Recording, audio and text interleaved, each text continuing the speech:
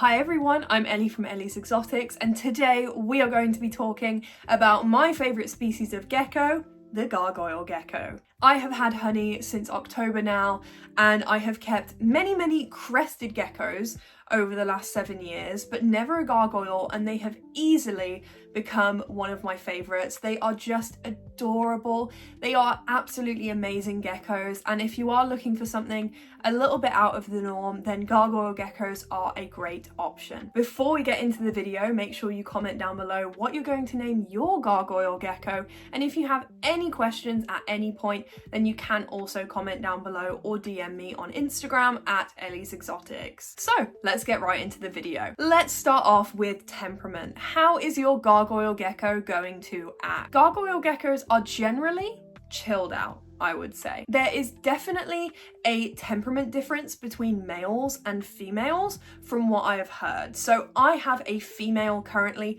and she is the most chilled out gecko once she's out of the cage. So getting her out can be a little bit of a struggle. She's definitely a little bit skittish, but the second she's away from her enclosure, she will just sit on my hand. Obviously, they do have that tail that can drop, but gargoyle geckos can actually regrow their tails. So if they do drop their tail, you're not going to be left with a frog butt gargoyle like you would a cresty. As for age range, they will live for 15 to 20 years, so it's definitely quite a big commitment. So I would recommend getting a gargoyle gecko once you are over the age of 18, or at least until you have your own place and you know that the landlord or whoever it might be is going to be fine with animals, specifically reptiles, being in your house. Speaking of housing, what should you house your gargoyle gecko in?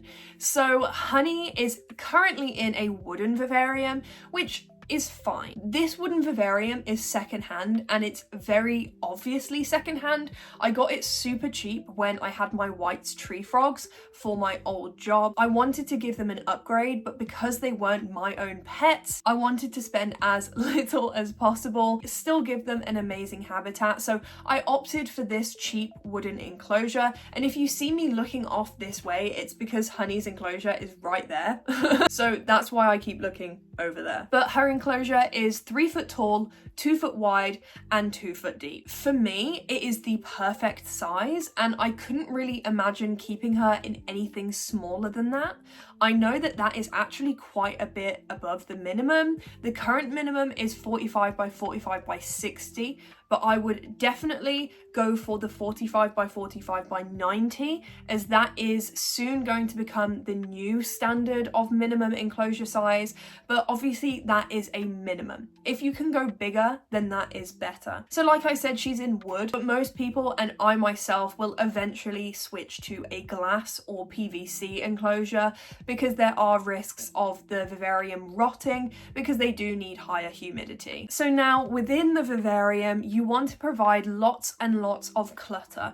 So honey's vivarium is bioactive, and if you would like me to do a full rundown on her enclosure, then I can do. I unfortunately don't have the footage of me setting it up anymore, because I did set it up over a year ago, but the video is over on TikTok. I'll put a photo of what that looks like, and it is in the frogs playlist if you want to see how I made the background and also set up the vivarium itself. So like I said, she's in a bioactive enclosure, and this enclosure has been doing brilliantly. She has one fake plant in there, which is of course where she hides every day, the one fake plant, but she loves her ledges, her branches. Gargoyles love branches that are about the width of them. I always see her sat on her branch by her food bowl, obviously. Now let's talk about the substrate. So like I said, it's bioactive, so if you're doing naturalistic, my substrate is going to be a bit different from yours, or the way that it's set up anyway. So she has a drainage layer,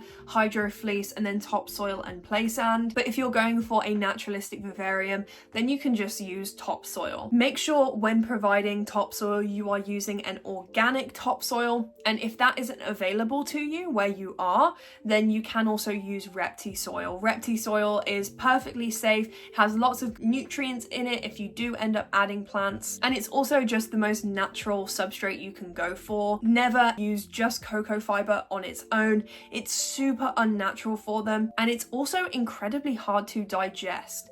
If that substrate is in the drier period during the day and your gargoyle were to ingest it, then it will shrink and expand within the stomach, which can cause digestional issues. So if you do want to use cocoa fiber, then you can add it into your topsoil. If you need that boost of humidity, just give it a mix. A scattering of leaf litter over the top of the substrate will also help hold humidity. You don't need a bioactive enclosure to add in leaf litter. You just will have to change out that leaf litter regularly when you do substrate changes. Change the substrate fully about every 3 months and spot clean weekly. But these substrate recommendations are for adult geckos. So if you have a baby gargoyle gecko, then you're going to want to keep them on paper towel until they are at least 10 grams. Now, not everyone does this, but I just do it as a precaution. Those paper towels hold humidity absolutely fine, and it is not a permanent setup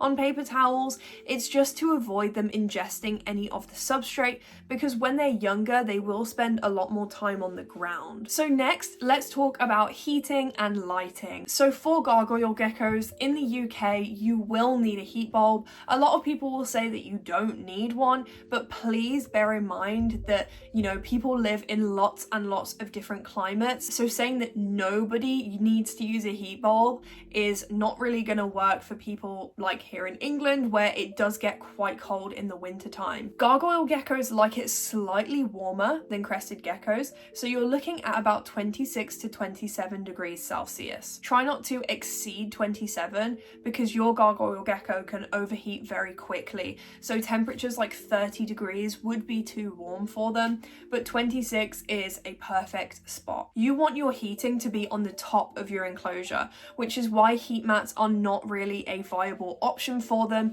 because they have to be on the side majority of the time. Your gargoyle gecko will move up and down the enclosure depending on how warm they want to be. And that's exactly what they would do in the wild as well. It will also create a more humid environment at the bottom and a drier environment at the top. Always make sure that your heating is connected to a thermostat. For the heat bulb itself, you're going to be using a halogen or incandescent bulb, not a deep heat projector or a ceramic heat emitter, and it's going to be on for 12 hours and off for 12 hours. So your thermostat should be set to 26 degrees for 12 hours on a timer, and at nighttime it will turn off. Your thermostat will come with a probe. Place the probe around halfway down the enclosure so that it gets a good temperature reading. As for UVB, I highly recommend using UVB. Yes, they don't need it to survive, but we want to do the best for our animals. So I recommend using a 7% shade dweller unit, especially if you're using it over the top of mesh.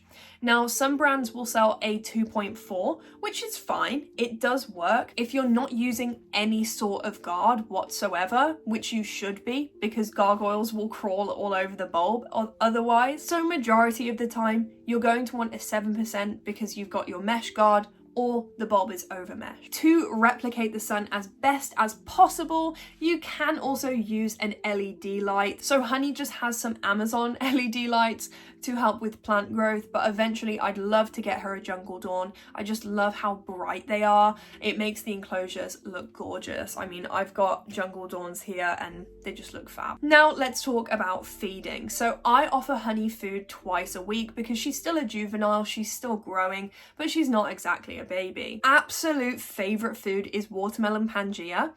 I do also give them the growth formula because it has insects in it and she won't take insects by hand, and she kind of likes that one, but the watermelon is her absolute favorite. Now, that might not be your gargoyle's favorite. Always ask your breeder what they're feeding their animal and just buy the same food. Get the same flavors of Pangea or Rapashi or crested gecko diet or whatever it might be, so that you don't have any troubles with them eating, because gargoyle geckos can be picky. They are definitely a little bit pickier than crested geckos, but once they do get eating, they're great. Like I said, I do offer her live bugs, but she never takes them. Some geckos will be interested, some won't, and also in New Caledonia, it's a seasonal thing anyway. With the New Caledonian geckos, you have like the fruit season where they're going to be eating like figs and things like that, and then you have the bug season where the fruit isn't as readily available, so that's when they'd go out and eat like the creepy crawlies and stuff.